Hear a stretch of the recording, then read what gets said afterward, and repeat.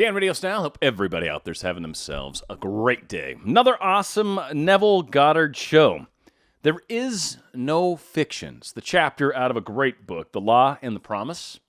And this really gets into a really key part of what a lot of us struggle with. This whole, but my current reality is X, and I can't figure out how to get to Y, or I can't figure out how it's going to change. Well, Goddard talks about this specifically, and it's powerful, of course, as always. So let's spend a few minutes. Let's talk some Goddard. Let's have some fun, as they say in the world. There is no fiction. If an imaginal activity can produce a physical effect, our physical world must be essentially imaginal. To prove this would require merely that we observe our imaginal activities and watch to see whether or not they produce corresponding external effects. If they do, then we must conclude that there is no fiction.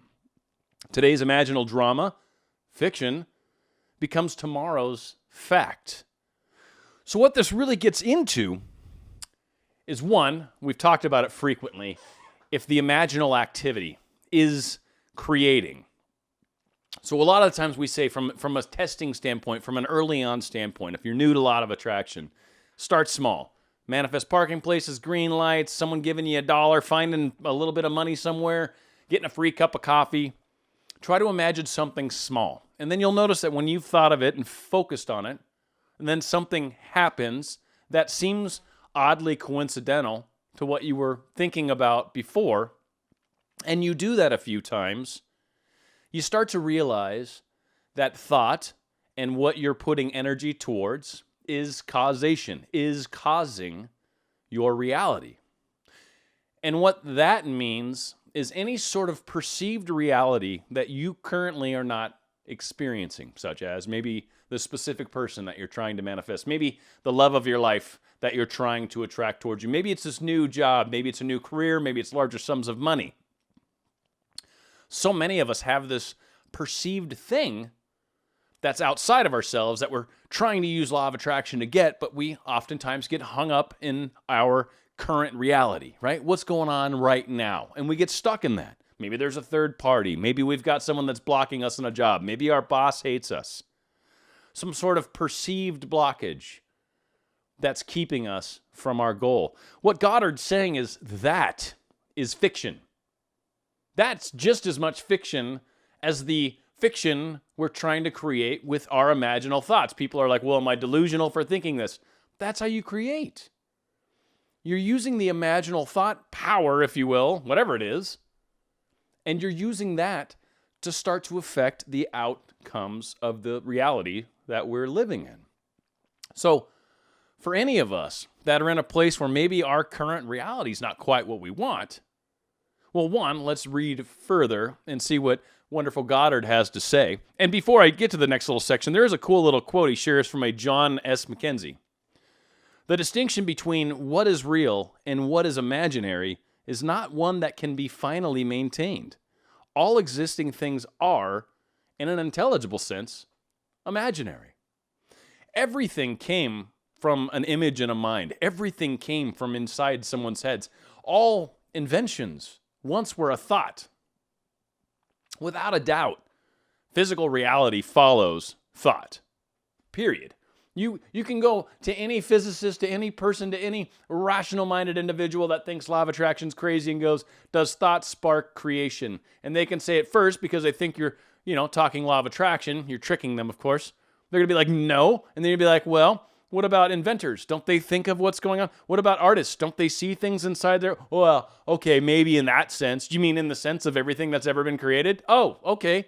Then I guess it does maybe start inside our minds, oddly.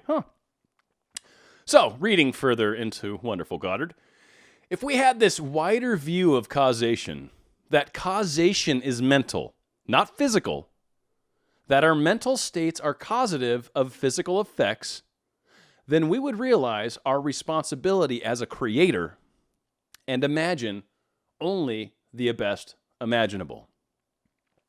Many of us say, yes, I believe in law of attraction. Yes, it's definitely true, without a doubt.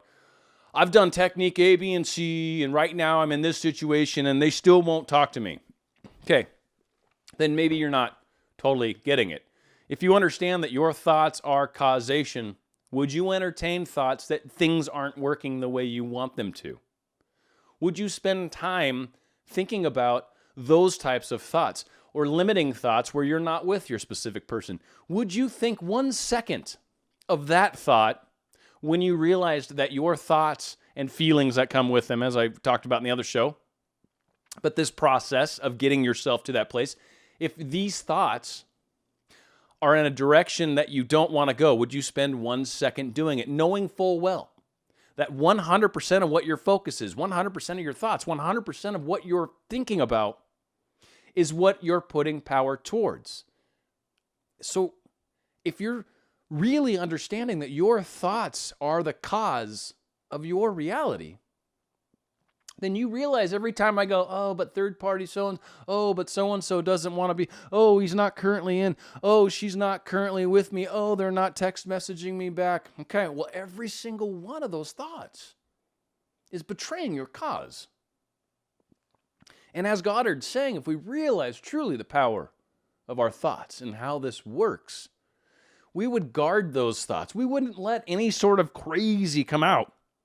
Or as he says, as the creator, I would imagine only the best imaginable. I would only imagine the best, knowing full well that these thoughts have power.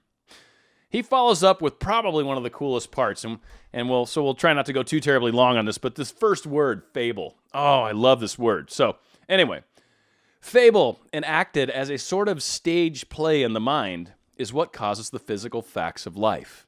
Man believes that reality resides in the solid objects he sees around him, that it is in the world that the drama of life originates, that events spring suddenly into an existence created moment by moment out of anecdotal physical facts. But causation does not lie in the external world of facts. The drama of life originates in the imagination of man or woman. The real act of becoming takes place within man's imagination and not without.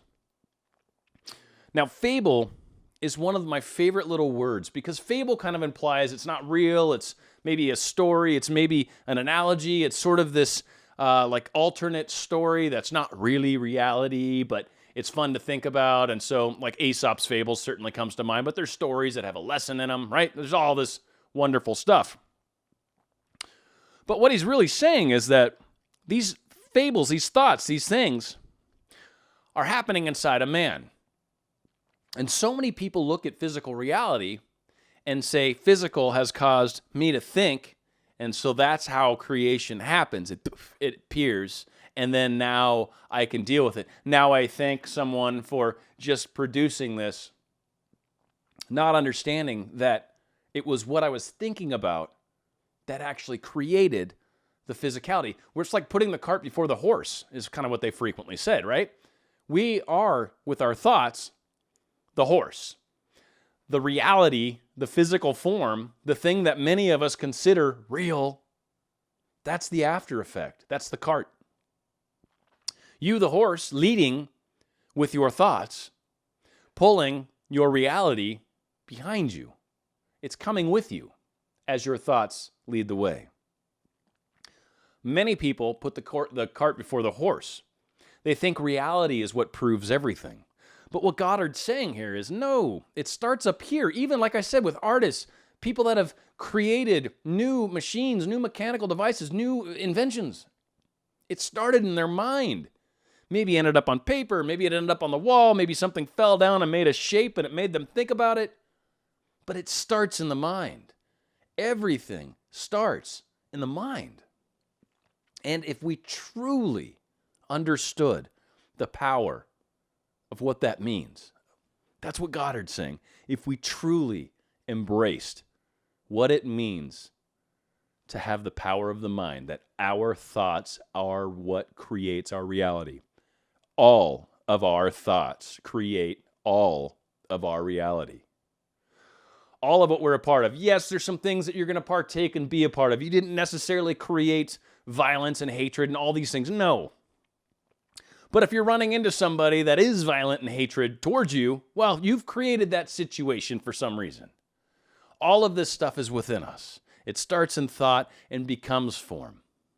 Whatever this fable is that we're trying to tell, whatever this fiction is that we're trying to create. And I use fiction loosely and jokingly because so many of us consider real life to be the reality and this imaginal stuff to be the fiction, when in reality, the fiction is what produces reality.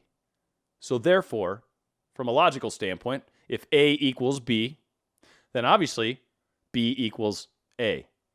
The fiction equals reality, and reality equals fiction. They're together. They're one and the same. Goddard's telling it right here. There is no fiction. The Law and the Promise. It's a great book. By the way, The Reader. I've talked about it frequently. I don't make any money off this. I'm just sharing it. It's got like all the books in it. It's amazing. Hopefully, if you guys like Goddard, this is my recommendation. I have a link below. It's just there to show you the book. You can order it from wherever you want, especially if you're only in the United States. I think that link only works here anyway. But outside of that, it's a great book. The Law and the Promise is a really, really fun one. But yeah, there is no fiction. Changing our minds about how we see all this will change your life. There's no question about it. Goddard's brilliant in the way he puts all this. Hopefully you guys agree, and hopefully you're seeing what he's trying to sell to us, if you will. Hopefully you're smoking what he's passing you. How about that? There you go. That's Dan Radio Style.